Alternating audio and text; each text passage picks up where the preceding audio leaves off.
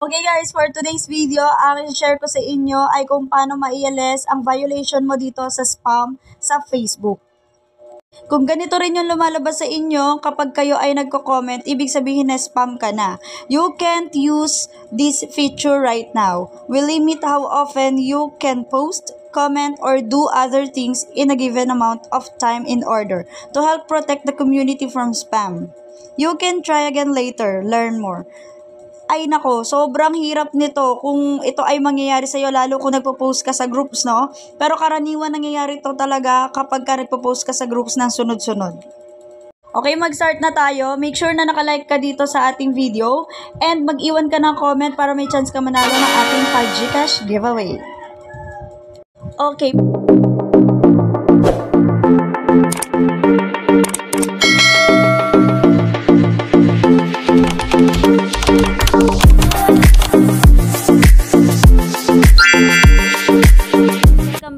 YouTube channel. Gusto mo bang kumita ng extra income online? I-click mo na ang subscribe button at i-click mo na rin ang notification bell para updated ka pag may bago tayo sa Facebook account mo.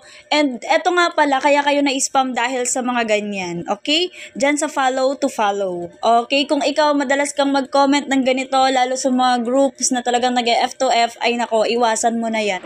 Kasi talagang mai-spam ka. And una, first offense mo, talaga namang kahit siguro 1 hour lang, yung hindi ka makakapag-post or comment. Pero mga susunod, hindi ka na talaga makakapag-post or comments sa mga group post. Okay? So, ayan, dito lang tayo sa Facebook mo. And then, i-click mo lang yung 3 lines na yan para mapunta ka dito sa pinaka-settings ng iyong Facebook. And then, i-click mo po itong parang gear icon. Okay? Dahil ibig sabihin yan settings. Okay? Halos lahat naman ng settings, ang icon niya talaga is gear. Gear icon. Okay? Click natin yan. Pagka-click mo niyan, ayan, mapupunta ka dito. Syempre, makikita mo dyan yung account center, personal details, password. Hindi tayo dyan, no? So, dito tayo sa mga tools and resources. Okay? Dito tayo sa mga tools and resources. Ayan, hanapin mo lang. I-scroll down mo lang siya, ha. Ayan, privacy checkup, family center, default audience settings. Ayan. Alam nyo na siguro yung mga ganyang mga tools ni FB. So, dito tayo sa activity log. Ayan. Okay, click mo yung activity log. And then, makikita nyo dyan yung inyong mga recent na activity sa iyong Facebook account. Okay? Ayan. Ito, iswipe mo lang siya. Hanapin mo yung, mostly kasi nangyayari yan sa atin, yung mga ganyang spam, comment spam sa mga groups. Kaya hanapin mo yung groups. Ayan. Group post, click mo lang yan. And then, magdadirect ka dyan sa mga naging,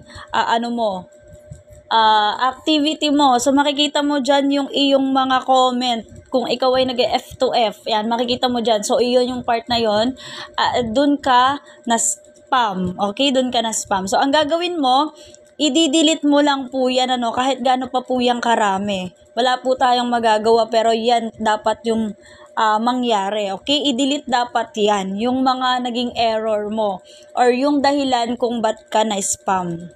So, ayan. So, mas advantage din to kung konti pa lang yung nagagawan mo ng comments, no? Kasi konti lang buburahin mo.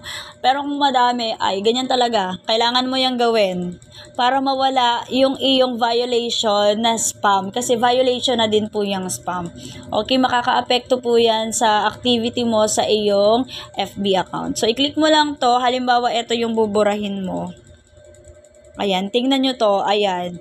Diyan, yan yung buburahin natin. Click mo lang yung 3 dots na to. Eto, ha. Ayan, click mo lang yan and may lalabas na ganito. View, ayan yung profile. I-view mo daw and delete. Syempre, click natin yung delete. So, may lalabas na ganyan. I-click mo lang po yung delete. And ayan, magwa-white siyang ganyan, tapos biglang babalik yan sa dati, magda-dark. Ayun. So, wala na yung ating post na yon. Ano man yung kinoment mo doon, wala na. Hindi mo na siya talagang makikita totally. Okay? So, ganun lang. Gawin mo lang yan. Lahat ng part or lahat ng activity na meron kang kinoment, Pagbuburahin mo lang lahat. Okay? And then, maghintay ka kahit mga siguro 1 hour lang. Tapos, mag-comment ka ulit sa part doon sa Facebook mo. Okay? Try mo lang mag-comment sa group kung makaka-comment ka na. So, try natin.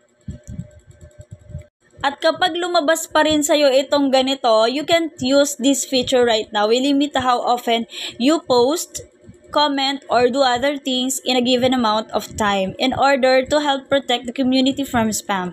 You can try again later. Pag lumabas pa rin to sa'yo, ay, ibig sabihin talagang malala yung spam mo. So, eto pa yung isang dapat mong gawin. So, halimbawa nga, nabura mo na lahat yan, pero ganun pa din. Okay? Nabura mo na lahat ng mga activity logs mo, yung mga kinoment mo, pero ganun pa rin yung nangyayari. Hindi ka pa rin makakomment or makapost sa mga group. Ito na yung gawin mo. Back ka na dyan. Alis ka na dyan. So, ayan ulit. Nandito ulit tayo sa settings. At kung makikita nyo, meron po ditong help center. Okay? Okay, help center or support center. Ayan. Help, support. Ito yan, guys. Ito, help and support. I-click mo lang yan. And then, syempre, mapupunta ka dyan. So, i-click mo tong report a problem. Click natin report a problem. And ayan, may sinasabi siya dito, go back to where you saw an issue and shake your phone. May mga ganyan-ganyan, pero i-deadma mo lang yan, no? I-deadma mo lang yan, wag mong i-okay. I-deadma mo lang siya, scroll down, and i-click mo ang continue to report a problem. Okay, pagkalagay mo niyan, ayan siya, magki-creating report na siya, no? Ipinapakita ko to sa inyo by step by step para mas maintindihan nyo po, no, kung paano. And then, ayan, i-click nyo lang tong include.